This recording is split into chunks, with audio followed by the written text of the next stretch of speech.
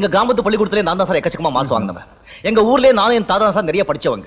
என் தாத்தா எங்க ஊர்ல ரொம்ப ரொம்ப ரொம்ப ரொம்ப பெரிய ஆளு சார். நான் பட்டணத்துக்கு வரதுக்கு முன்னால என் தாத்தா 3 விஷயம் சொல்லி அமைச்சிருக்காங்க. கடமை கண்ணியம் கட்டுப்பாடா பூட்டு வச்ச மாதிரி உடைச்சிருவேன். என்னப்பா 3 விஷயம்? இன்னொருத்தருடைய பொண்ணு மேலேயும் சொத்து மேலேயும் கண்ணு வைக்காத, உப்பிட்டவனை உயிரிழ வர நினை, அநியாயத்துக்கு அடிப்படையாதே, அடிச்சு தூள் பண்ணு, அப்பதான் நீ டக்கரா இருப்ப அப்படின்னு சொன்னாங்க சார். எங்க தாத்தா சொன்னது கரெக்ட் தானே சார்? ரொம்ப ரொம்ப கரெக்ட். பட்டணத்துக்கு வேலை தேடி வந்திருக்கியே, உனக்கு இங்கிலீஷ் பேச வருமா? கிராமத்துல இருந்து இப்பதான் பட்டணத்துக்கு வந்திருக்கான். இவனுக்கு எப்படி சார் இங்கிலீஷ் தெரியும்? Shut up.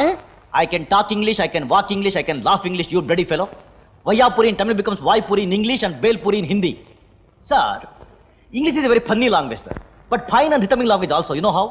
English is the passion of the nation. In such condition and consideration, the conjunction become injunction and injunction become irritations.